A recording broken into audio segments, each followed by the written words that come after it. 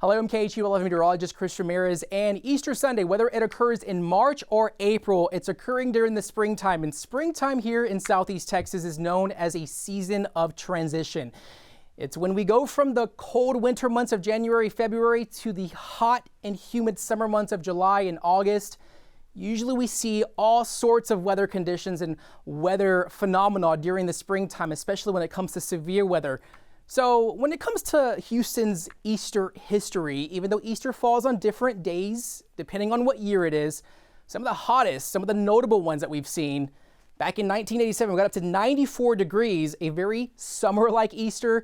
But then back in 2007, it is a very bitterly cold and wet Easter. We had a morning low of 38 degrees. The highs were 56. But also we recorded up to a half an inch of rain out at Bush Airport. And one of the rainiest Easters that we've seen was back in 1992 when we got up to 1.77 inches of rain at Bush Airport. So normal temps for this time of year, usually 79 degrees, and we're going to see those temps in the 80s as we head into the next few days. So surface winds, we have this low-level jet stream. This is the severe weather setup. This is the setup that we usually see during this time of year. We have that low-level jet bringing in those surface winds from the Gulf. It also brings in that Gulf moisture. Have you noticed it's been very breezy lately? We've seen these winds up to 25, 30 miles an hour, and that's expected to be in the picture at least through this weekend. So the severe weather setup, when it comes to that, when you combine an upper-level low-pressure system with the lower-level jet, you have these specific cold fronts that brings in cool air. It also brings another direction of those wind speeds from the northeast. And so when you combine that together, you usually get something called vertical wind shear. And vertical wind shear is when the wind direction and speed changes depending on the altitude. So you go higher in the altitude or higher levels in the atmosphere, you get a shift in the wind direction and the wind speeds.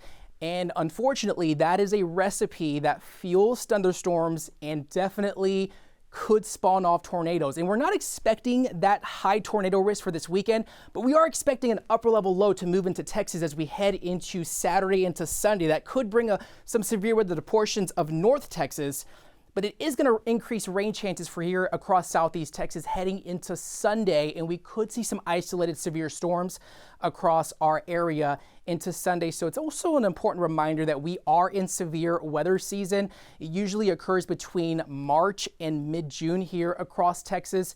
And the Storm Prediction Center already including a portion of I-20, which from Abilene to just outside of the Dallas-Fort Worth area under a slight risk for severe weather. That's a 2 out of 5.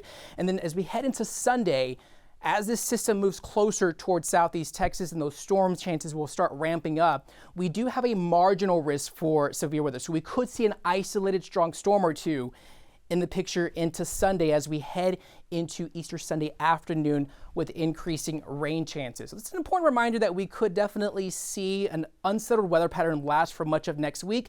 But it's also important to know that this is very common for this type of year and should always be prepared when it comes to severe weather, and always have 2 or more ways to receive those weather alerts. Of course, we are tracking the latest weather information and the latest weather updates on KHOU.com and on the KHOU 11 app. And also check out our Weather Impact Extreme Storm Severe Weather Special from the KHOU 11 Weather Team that you can watch on demand on KHOU+.